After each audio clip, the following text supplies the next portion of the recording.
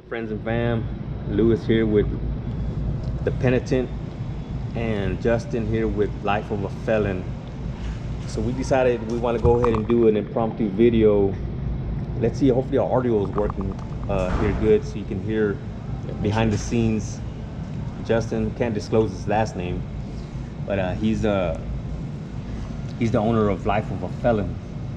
By the way, you go ahead and subscribe and hit the like button and hit that bell on the top too. He's gonna have some more videos coming up too, by the way. We're barely getting started again. You know, we got some guys lined up.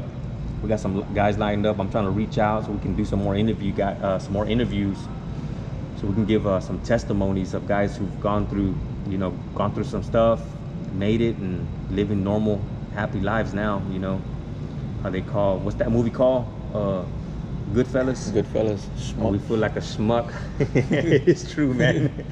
Feel like a schmuck, but it's all right, man. We're out here in the free world, man, living life, living with our families, doing the right thing, man. We're not locked up, thank God. So we know how. So Justin, where are you from, Justin? Corpus Christi. Corpus Christi. What neighborhood did you grow up in? Oh man, many of them. Palmetto was one of them. I remember downtown. That's 6 points, by the way, guys. Palmetto, that's 6 points. Kind of central Corpus, I would say. Went to school at Westoso. So I hung out. My stomping grounds were Molina. And the village of the Green. Those are some neighborhoods right there. Some wildcats coming out of there, man. Molina. I had some friends in the Cuare. I hung out there with some friends on Virginia Street. La Cuarenta. Yeah. And all over. I even had a good friend of mine who still lives there at Osage. Osage. Yeah, right there by the Little Caesars on Baldwin. Where's that? Osage by Baldwin. Yeah. That's part of La Cuarenta, ain't it? Yeah, it is. Yeah. It's the older version, I think, though. Speaking of Molina, I wanted to go ahead and see if we can interview a guy that I got, JD. I've been in contact with him on Facebook. Shout out to JD. We want to bring him on here. Just got to set it up. So Molina, yeah, that's a rough neighborhood. That's where Selena's from. For those of you who don't know, probably everybody knows, that's common knowledge. Everybody's seen her music and her movies. So, did you ever dabble in any crime, drugs? Oh man, starting off as a kid, you always want to try something because someone has it around and you don't want to seem like a square or whatever. So yeah, when I was younger, maybe some weed. How old were you? Man, to be honest with you, we were kids. Every kid has fun, but kids. My sister's the one who actually got me into it, man. She showed me how to smoke it. She got me high for the first time. Oh man, was that weed? Was that the regular weed? Regular weed. Wasn't none of the synthetic, none of this. This stuff wasn't even around or out, talked about, nothing. It was just regular weed. What kind it was, I don't know. I know there's Dro, Reggie, all that stuff, but was synthetic weed out by the time in your time? Because I know. I think, man, this barely came out maybe 3-4 years ago. Right, I want to say. Yeah. I don't like that synthetic. Well, it's bad. Yeah. I don't like the reaction it gives to people, what it makes them do. You know what I mean? Yeah, the synthetic, guys. Let me stress on this real quick, man, because that synthetic, man, I've heard stories. We've all heard them stories, man. I've seen them stories. You've seen them? Seen them, man, where they tweak out. Yeah, they turn into a different person. Yeah. And they just, their mindset is just different. They cry. They talk about old things that have happened in their mind, and they freak out. They're not themselves. Sometimes even they stay stuck. I've even seen a guy at a halfway house. Mm-hmm. He was smoking it, and he was so strung out on it that he was in the shower. They put him in the shower to wake him up. Fell, broke his arm, and just laughed about it. Ambulance had to carry him out. That's how bad that stuff is. No good, man. So man, a lot of these kids, man. And if you don't mind me saying, we can cut this part, but you were also like a corrections officer, right? At a halfway house? Is that safe to say that?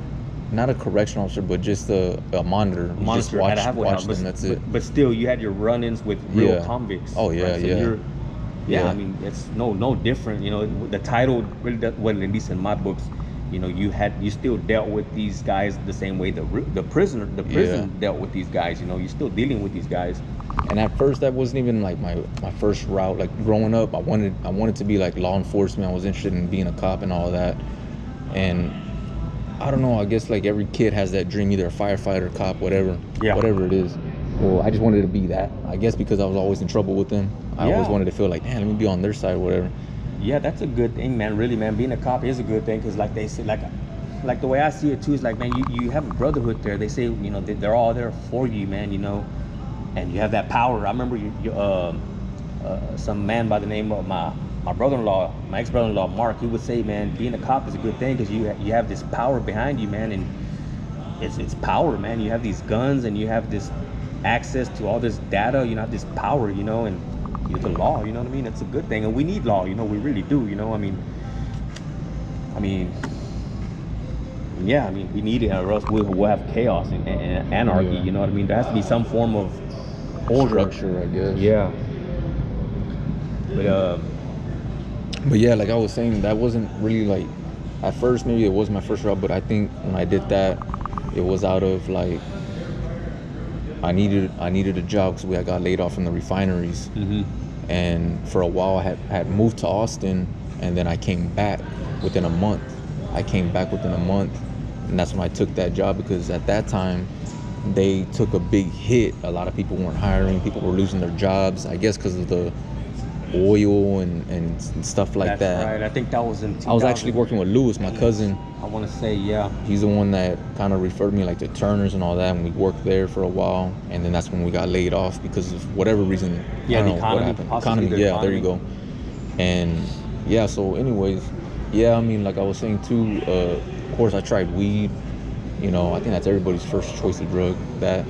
And started drinking a little bit with friends after school and stuff like that, and just hung out with people there in Molina. A lot of people know me in Molina. Yeah, you know, man, when you're telling me these stories, it just brings to mind because, you know, I'm an older cat, you know what I mean, and I've been around a little bit, and I feel like you're one of the ones that made it. You know what I mean? Like, there's guys who've done dirt, but they never got caught, and that's a good thing, man. That's actually a part of the game, man. The game is you don't want to get caught. Yeah. You know, that's the whole thing. If you do your crime, whatever, but the goal is not to get caught. But sometimes you do get caught. You get caught up in that street life, friends, drugs, things like that, and you just get caught up in it. And sometimes it becomes like you get stuck in there. Sometimes you pick up habits that you really can't break. Mm-hmm. You know, and yeah, the goal is not to get caught, but everybody, it catches up to everybody in different ways. You either get incarcerated, or you get incarcerated in your mind with certain addictions that you picked up. Mm-hmm. Drinking, smoking, whatever it is. You know, we're all prisoners in our own mind. Yeah, that's right. And you don't always got to be in prison to be doing time. Everybody does time in their head, because our head is a prison. Mm-hmm. You know, we're the ones in it. Yeah, it's pretty You know, deep. our thoughts and everything like that. So yeah, man, being in the streets, you know, not in the streets, because I have my pops there and stuff like that. I had a house and everything like that, but yeah, just running the streets with my friends and all that. And then you get your first car.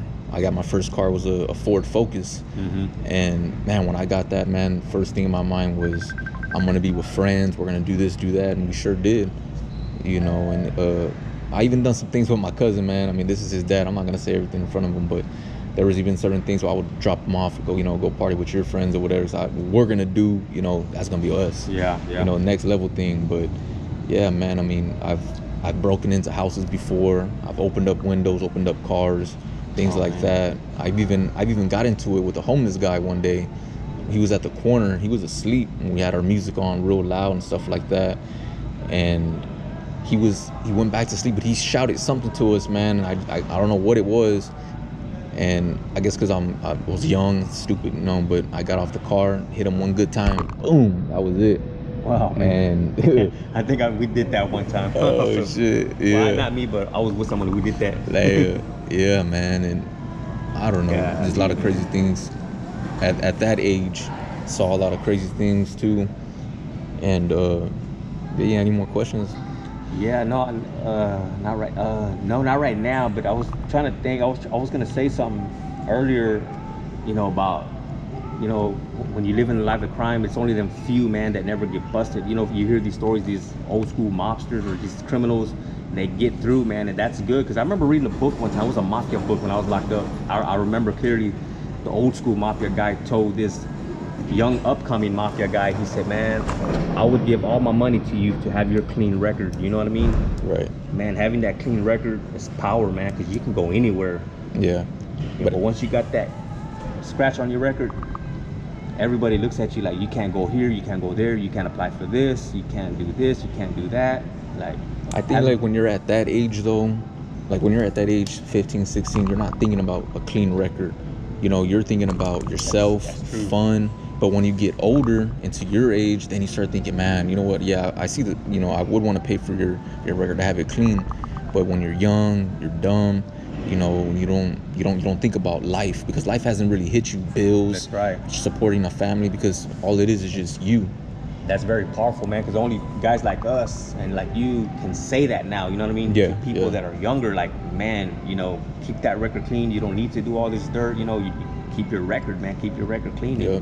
You're good, you're set for life. You can go anywhere, make them good paying jobs and stuff. And That's what I say to my girls, that my nephew, I tell him, man, he's smart, he can be somebody in life, you know. But I remember somebody telling me that, and of course it went in one ear out the other, because I was young, I wanted to have fun and things like that. I was too busy with friends, and then in my car and all that, and you know, just staying out all night pretty much till the sun came up. yeah, You know, and then staying out 3-4 in the morning, partying, and you know, doing things out there, getting stopped by cops. And man, I guess God was looking out for me, man, because I had stuff in my car that, I mean, they could have searched me and ruined my record right then and there. DWI, you know, a gun. I had a small little pistol in my speaker. man. And remember I had a system in my car. I had a little gun in there that I got from a friend of mine. Got rid of that, and it was weird, man, because that same day he gave it to me was that same night that I got pulled over with my cousin, and my cousin never knew about that probably until right now. But yeah, man, I guess God was looking over me for some reason, because he knew my plans or whatever. Yeah, I've had bad experience, not me personally, but I've just been around, and I have a bad thing about guns. I don't like them, man. I really don't. Yeah. Because first, you know, they carry a lot of time. Two, somebody can get hurt. It's just not worth it, man. Right. Yeah. All right, guys, we're gonna go ahead and shut it down. This was a good interview, man. This was a good impromptu video interview with Life of a Felon, Justin, man. Interesting stuff I never even knew, but man, he's a good character, man. Go ahead and cut it. We're gonna go ahead and shut down, guys. Hit the like button, subscribe. I'm gonna crank out some more videos for you guys. Y'all be on the lookout.